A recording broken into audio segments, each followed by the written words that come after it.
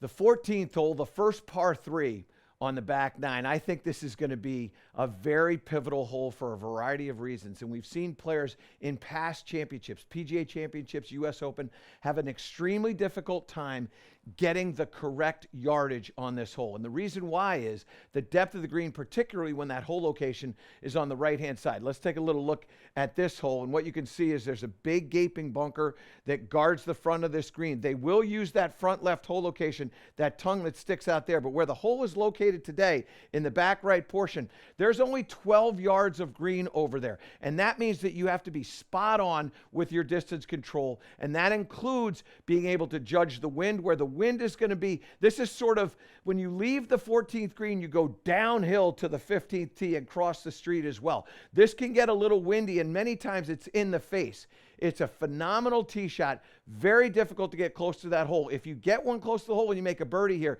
you will have definitely, I think, won the hole. I don't think we're going to see a lot of birdies, particularly when we're playing foursome play. So here we go. I've got a 7-iron here, 165. Fortunately, in the sim here, there's no wind. I'm going to just take this kind of up the middle of, not the middle of the green, but kind of at that tongue of the bunker, and then see if I can't hit a little cut shot to that right hole location. So is it going to cut? The answer is no, and that shot I will gladly take.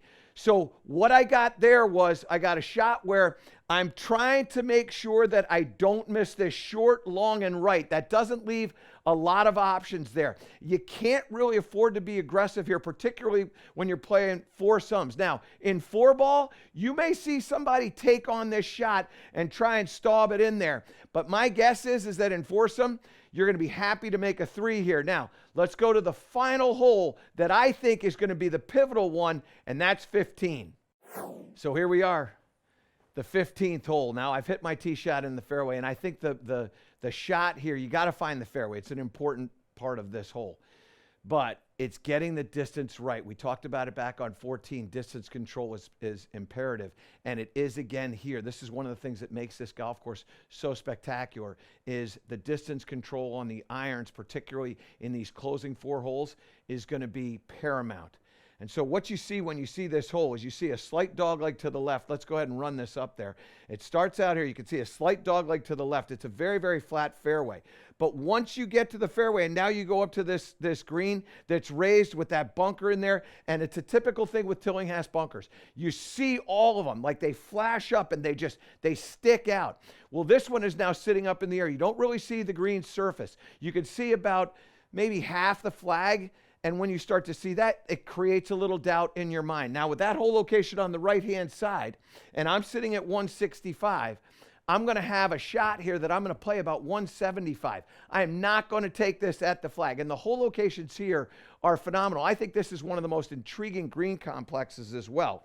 But with this hole location, what I want to do is stay left of that flag. I don't want any part of the right side of the green there. For the players from 165, it depends on the wind and obviously the temperature. They're going to be getting to this hole. It's going to be later in the day. In the afternoon, it'll start getting cool again. In the morning, it's going to be pretty nice. You're going to be talking about 70 to 75 degrees, somewhere in there. But as you start to get later in this day, that temperature is going to come down. That's going to affect how long this shot plays. But I'm going to add 10 to 12 for the uphill here, and I'm playing this shot to the left edge of that front bunker there. So I want to just start it there and maybe let this thing twist back to the flag, but not a whole lot. Again, 165, but it's playing probably 175 to 180.